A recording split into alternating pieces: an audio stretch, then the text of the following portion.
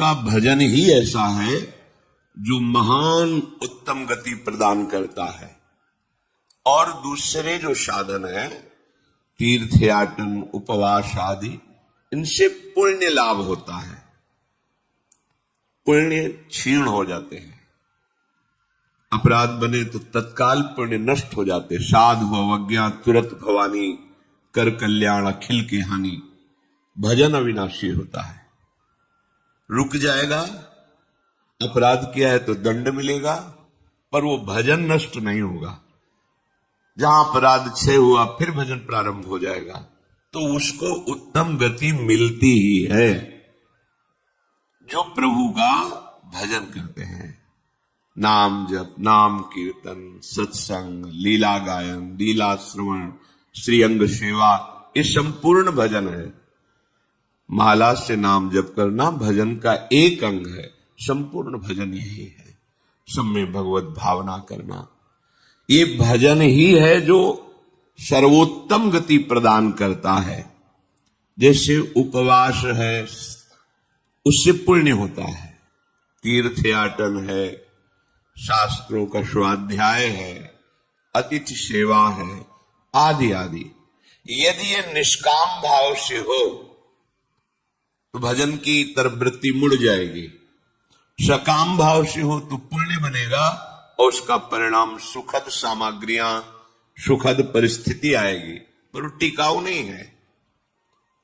मौन रहना, फल मूल खाना, या वायु पीकर रहना, या सिर मुंडन करा के, या कुटी बनाकर, या जटा धारण करके भूमि पर शयन करना, जल में प्रवेश होकर भजन मंत्र आदि अनुष्ठान करना, ये सब यदि शुद्ध भाव नहीं है तो ये निष्फल ही समझो। निष्फल का मतलब ऊपर के लोकों में जाके सुख भोगोगे, फिर तुम्हारा जन्म होगा।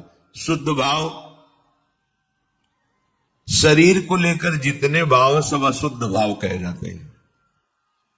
शरीर देहाभिमान भाव से ये भोगना है, देखना है, सुनना है, छूना, प्रभु से विमुख, वो सब अशुद्ध भाव है। प्रभु को देखना, प्रभु से बात करना, प्रभु से मिलना, प्रभु के संग रहना, प्रभु का चिंतन, ये सब परम शुद्ध भाव। देहाभिमान से जो भी क्रियाएं होती हैं सब अशुद्ध, क्योंकि अभिमान है, इसलिए वो भगवत प्राप्ति में समर्थ नहीं है। भगवत भाव से सांसारिक क्रिया भी समर्थ हो जाती भगवत प्राप्ति के लिए। भाव तो यहां करें कि यदि भाव शुद्ध नहीं है तो ये सब जन्मने मरने वाले चक्र में ही रहता है, उससे विमुख नहीं हो पाता। जब कोई भजन करता है तो उसको तत्व ज्ञान होता है। बड़ी अमृतमयी बात है। ज्ञानेन कर्मणा वापि जरा मरण मेवच व्याधेश्च प्रहीयन्ते प्राप्यते चोत्तमम पदम। वो ऐसे उत्तम पद को प्राप्त होता है जो भजन करता है, क्योंकि उसको तत्व ज्ञान हो जाता है। तत्व ज्ञान हो जाने पर उसके ऊपर रोगों का प्रभाव नहीं पड़ता, जरा वृद्धावस्था का प्रभाव नहीं पड़ता, और मृत्यु का भी प्रभाव नहीं पड़ता, और उत्तम पद की उसको प्राप्ति होती है। अगर वो मोक्ष चाहे तो मोक्ष, प्रेम चाहे तो प्रेम। तत्व ज्ञान उसे वेदांत पढ़ के नहीं करना होगा। कई बार कहा है कि नाम में इतनी सामर्थ्य है कि आप नाम को पकड़ के निरंतर चिंतन में लाइए तो तत्व ज्ञान हो जाएगा। अपने स्वरूप का बोध, संपूर्ण संसार में क्या व्याप्त है, कौन सा व्यक्त तत्व है, वो आपको बोध हो जाएगा भजन बल से। जैसे बीजानि हिरण्य दग्धानि न रोहन्ति पुनर्यथा ज्ञान दग्धैस् तथा क्लेशैर्नात्मा संयुज्यते पुनः। जैसे आग में पकाया हुआ दाना पुनः अंकुरित होने के योग्य नहीं रह जाता। गेहूं, चना, कोई भी हो, भुन जाए, भुनने के बाद उसे आप खेत में डाल दीजिए, चाहे जितना खाद पानी लगाइए, अंकुरण नहीं होगा। ऐसे ही जिसको तत्व ज्ञान हो जाता है या भगवत प्रेम प्राप्त हो जाता है तो उसके हृदय में कभी कोई वासना नहीं जगती। वो दिखाई देता है वैसे ही दाना, पर अंतर हो गया, एक में अंकुरण होगा और उसमें अंकुरण नहीं होगा। ऐसे ही भगवत प्राप्त तत्वज्ञानी महापुरुष के हृदय में कभी भी मनाखष्टानेन्द्रियाणि प्रकृति स्थानि कर्षति, ये जो प्रवाह है ये जागृत नहीं हो सकता, जैसे भुने हुए दाने में अंकुरण नहीं होता। उसके हृदय की अविद्या नष्ट हो जाती है, बिल्कुल हृदय में कोई चिंतन का क्लेश नहीं, आत्मानंद से परिपूर्ण हृदय हो जाता है। आत्मानं विन्दते येन सर्वभूत गुहाशयम, सबके हृदय में वही एक आत्म तत्व जो यहां है वो सबके हृदय में ऐसा अनुभव हो जाता है। एको ब्रह्म द्वितीयो नास्ति, दूसरा कोई नहीं, दूसरो न कोई। अब कितना परमानंद होगा जहां अन्य चिंतन नहीं है। ये जो सुख की स्फुरणा होती है ये उसी आनंद सिंधु के एक बिंदु के शिखर से है, और आनंद समुद्र में अवगाहन करने लगे तो कितना सुख होगा, कल्पना भी कोई विषयी पुरुष नहीं कर सकता। यदि भजन किया जाए, हृदय पवित्र हो जाए, तो श्लोकेन या वार्धेन क्षीणम तस्य प्रयोजनम, आधे श्लोक में तत्व ज्ञान प्राप्त हो जाए। मार्कंडेय जी कह रहे हैं सब भूतों के हृदय में विराजमान जो भगवत तत्व है वही मेरे हृदय में भी विराजमान है। इसका ज्ञान आधे श्लोक में हो जाए यदि हृदय पवित्र हो। पवित्र हृदय भगवत भाव, अपवित्र हृदय देह भाव, भोग भाव, जागतिक भाव। उसको संपूर्ण शास्त्रों के अध्ययन करने का कोई प्रयोजन नहीं। यहां क्या लक्ष्य करा रहे हैं? हमें अधिक से अधिक समय भजन में देना है। खूब नाम जब चल रहा है अंदर से, बस यही कमी होती है। हम बाहर की क्रियाएं तो सांगोपांग कर सकते हैं, पर निरंतर तैल धारावत भगवत चिंतन बड़ी बाधा पहुंचाती है माया।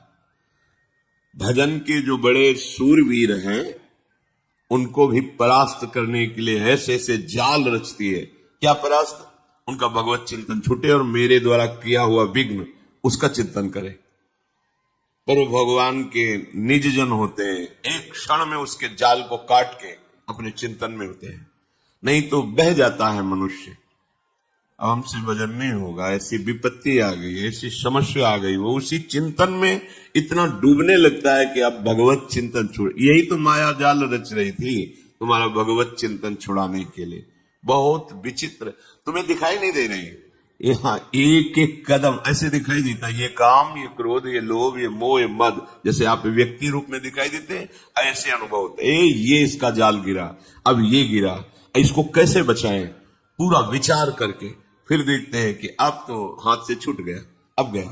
अब बचा देख सकते हो, बचा नहीं सकते। बचा तभी सकते हो जब वो बचना चाहे, और वो जाल ऐसे रचती है कि एक क्षण में इष्ट गुरु धाम सबको तिलांजलि दे के हाथ मिला लिया माया से। और यही ऐसे जाल रचती है कि लगता है परम सुख और परम हितैषी यही है हमारा। धोखा हो गया, अब वो निकल गया। तत्व ज्ञान प्राप्त करने के लिए कोई प्रयास की जरूरत नहीं, भजन करो, भजन करो। भगवान शंकराचार्य जी तत्व ज्ञान प्रदान करने के लिए ही आचार्य रूप में प्रकट हुए। वो कह रहे हैं कि तत्व ज्ञान में सबसे श्रेष्ठ है भक्तिरीव गरीयसी, भक्ति। अगर भगवान की भक्ति की जाए तो बहुत जल्दी तत्व ज्ञान प्राप्त हो जाए। भगवान शंकराचार्य जी भी निरंतर भजन, मैं कौन हूं, संसार का क्या स्वरूप है, भगवान का क्या स्वरूप है, सब आपको बोध हो जाएगा। नौ योगेश्वर इस सिद्ध महापुरुष आकाश मार्ग से चलते रहते हैं। अभी है ये विरक्त महापुरुष प्रायः जो सच्चे मार्ग के पथिक होते हैं उनके दर्शन पथ पे आते हैं, उपदेश देते हैं। इन्होंने कहा है कि एक एक कवल अन्न पाने से जैसे क्षुधा निवृत्ति तुष्टि पुष्टि होती है, ऐसे ही एक एक क्षण भजन करने से आपके हृदय में अपने स्वरूप का ज्ञान, प्रभु के चरणों में प्रेम और संसार का ज्ञान पूरा, कुछ पढ़ना लिखना नहीं पड़ेगा।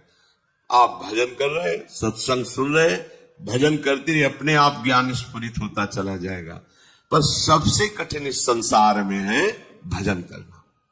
कोई माने या ना माने, कुछ कठिन नहीं, सबसे कठिन है भजन करना, क्योंकि ये अंदर की बात है। बहुत शांति से भजन में लगे हो, ऐसा माया जाल रच दिया कि अब लगा, अरे क्या होगा, अब क्या होगा, छुटा भजन, छुटा, वो रचे ही है, अब क्या होगा, किसकी सलाह ले, किससे मिले, ऐसे ऐसी विपत्ति, ऐसा संकट, ऐसा जाल कि लगता है अब क्या हो, अब वो राजी हो रही, छूटा भजन, छूटा। और जो चतुर है, राधा राधा राधा, मर जाऊंगा पर छोड़ूंगा नहीं, नष्ट हो जाऊंगा पर नाम नहीं छोड़ूंगा, सब अपमानित करे नाम नहीं छोड़ूंगा। अगर चूक हो गई, अब मैं वो क्या करूं जिससे मेरी प्रशंसा बच जाए, मेरा सम्मान बच जाए, मेरा परिवार बच जाए, मेरे पास पुनः सब सुख सामग्री आ जाए, भजन छूटा।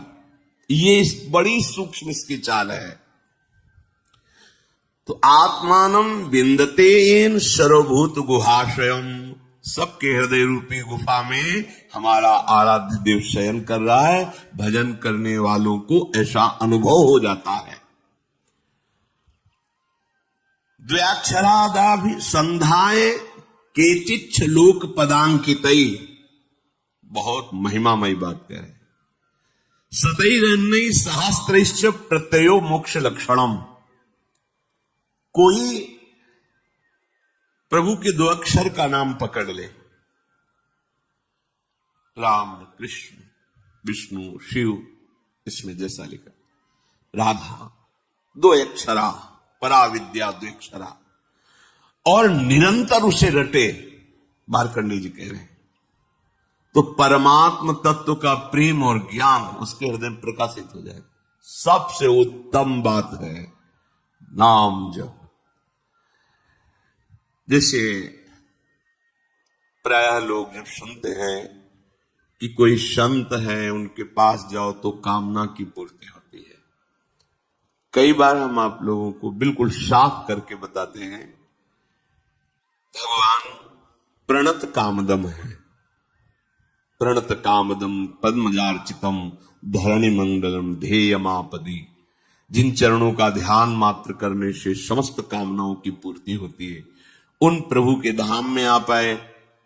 प्रभु के जनों के प्रति आपकी भगवत भाव श्रद्धा हुई, प्रभु का नाम यश सुना, इससे आपका काम बनता है। आप समझो, संतों के पास जो है मूलधन वो नाम है, भगवान की महिमा है। वो जब आप सुनते हैं, नाम जब करते हैं, उनके प्रति भाव रखते हैं, आपका मंगल होना प्रारंभ हो जाता है। यदि आप नाम नहीं जप कर रहे, सतमार्ग में नहीं चल रहे, तो आप लिख लेना, कहीं भी जाओ आपके हाथ में आखिरी में पराजय ही लिखी रहेगी, आपको परास्त होना पड़ेगा। अगर नाम है तो फिर कहीं जाओ या ना जाओ, विजय तुम्हारे हाथ में है, बस धैर्य पूर्वक। कल किसी ने कहा कि नाम जब तो कर रहा हूं, पर इतनी विपत्ति आ गई कि अश्रद्धा हो गई नाम में, नाम जब कुछ नहीं कर पा रहा।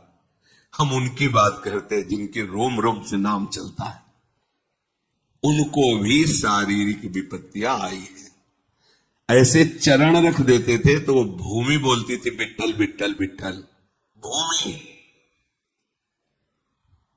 उनके ऊपर खोलता हुआ गर्म पानी फफोला ही फफोला शरीर पड़ गया। हाँ विट्ठल जल रहा हूं, ऐसा बोले से तुकाराम जी।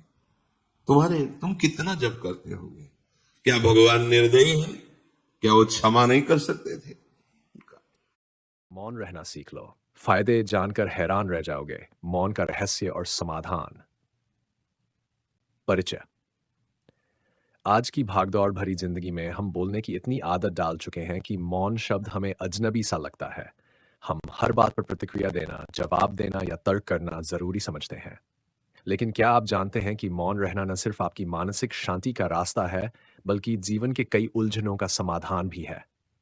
मौन केवल शब्दों का अभाव नहीं है, ये एक शक्ति है आत्मबल की, समझ की और अंतर्दृष्टि की। ये लेख आपको बताएगा कि मौन क्यों ज़रूरी है, इसके क्या-क्या चमत्कारी लाभ हैं और इसे अपनाकर आप अपने जीवन में क्या बड़ा बदलाव ला सकते हैं। मौन क्या है? मौन का अर्थ केवल अनबोलना नहीं होता, बल्कि ये एक चेतन प्रक्रिया है। जब आप जानबूझकर अपने शब्दों को नियंत्रित करते हैं और केवल आवश्यक संवाद ही करते हैं, ये एक आंतरिक अनुशासन है जो आपको बाहरी शोर से अलग करके आपके असली स्वरूप से जोड़ता है। डू मौन के मनोवैज्ञानिक लाभ। मानसिक शांति। हर वक्त बोलना, तर्क करना, बहस करना आपके दिमाग को थका देता है। मौन रहने से दिमाग को विराम मिलता है, जिससे तनाव, चिंता और अवसाद कम होता है। आत्मचिंतन। जब हम मौन रहते हैं तो हम अपने विचारों, भावनाओं और प्रतिक्रियाओं का अवलोकन कर पाते हैं। इससे इससे एकाग्रता में वृद्धि। मौन व्यक्ति की ध्यान की शक्ति अधिक होती है। वह छोटी छोटी बातों में भी अर्थ खोज लेता है और हर परिस्थिति को गहराई से समझता है। सामाजिक और पारिवारिक लाभ। अनावश्यक विवादों से बचाव। अक्सर विवाद बढ़ते हैं क्योंकि हम बोलते जाते हैं, कभी कभी बिना सोचे समझे। मौन रहना इन झगड़ों को शुरू होने से पहले ही रोक देता है। सुनने की कला का विकास। जो मौन रहता है वह दूसरों की बातों को बेहतर सुन पाता है। सुनना संवाद का आधा हिस्सा होता है और ये मौन व्यक्ति की ताकत बन जाती है। गरिमा और गहराई। मौन व्यक्ति को लोग ज्यादा गंभीर, समझदार और स्थिर मानते हैं। उसकी बातों का वजन होता है क्योंकि वह कम बोलता है, लेकिन सोच समझकर। चास आध्यात्मिक और धार्मिक दृष्टिकोण। ध्यान और साधना में सहायक। भारत की योग परंपरा में मौन को अत्यंत महत्वपूर्ण माना गया है। महर्षि पतंजलि ने प्रत्याहार और धारणा के बीच मौन को आत्म नियंत्रण का माध्यम माना है। संतों का मौन व्रत। गांधी जी हर सप्ताह एक दिन मौन रहते थे ताकि वे आत्मचिंतन कर सकें और अपनी ऊर्जा को संभाल सकें। बुद्ध और महावीर जैसे संतों ने तो वर्षों तक मौन रहकर गहन ध्यान किया। आत्म साक्षात्कार का मार्ग। मौन हमें हमारे भीतर की आवाज सुनने का अवसर देता है, जो ईश्वर से संवाद करने का एक रूप है। बाय कार्यक्षेत्र में मौन की भूमिका। पेशेवर गरिमा। बात बात पर प्रतिक्रिया देने वाला व्यक्ति अक्सर बचकाना प्रतीत होता है। मौन रहने वाला व्यक्ति आत्मनियंत्रित, परिपक्व और जिम्मेदार माना जाता है। प्रभावशाली संवाद। कम बोलना और सोच समझकर बोलना आपके शब्दों को असरदार बनाता है। इससे लोग आपकी बातों को गंभीरता से लेते हैं। निर्णायक सोच। मौन व्यक्ति किसी भी समस्या को भावनाओं में बहकर नहीं, बल्कि और विवेक से हल करता है। मौन रखने के व्यावहारिक उपाय। रोज कुछ समय मौन व्रत लें। शुरुआत में 35-30 मिनट, फिर धीरे धीरे बढ़ाएं। जब गुस्सा आए तब मौन रहें। ये झगड़े को टालने का सबसे शक्तिशाली तरीका है। सोशल मीडिया पर मौन। हर बहस में पढ़ना जरूरी नहीं, अपनी ऊर्जा बचाए। सैर, सुनने की आदत डालें। जब आप सुनते हैं तो आपको बोलने की जरूरत कम महसूस होती है। रोज ध्यान या प्रार्थना करें, यह आपको मौन की गहराई से जोड़ेगा। 7 मौन और रिश्तों में सुधार। मौन आपकी भावनात्मक बुद्धिमत्ता को विकसित करता है। आप बेहतर समझते हैं कि कब कुछ कहना है और कब नहीं। रिश्तों में सम्मान बढ़ता है, गलतफहमियां कम होती है, सहानुभूति विकसित होती है और सबसे बड़ी बात, आप एक सुनने वाले इंसान बन जाते हैं, जो आज की दुनिया में दुर्लभ है। 8 मौन से जुड़े प्रेरणादायक विचार। मौन वह तत्व है जिसमें बड़ी बड़ी बातें गूंजती है। महात्मा गांधी। जो व्यक्ति बोलता है वह केवल दोहराता है, जो मौन रहता है वह सीखता है। लाओ त्से, अपनी शक्ति को बचा और अपनी शक्ति को बचाओ, वही वही शक्तिमय आवाज बनेगी, तुम्हारी आवाज बनेगी। निष्कर्ष। मौन रहना कोई कमजोरी नहीं, ये बलवान का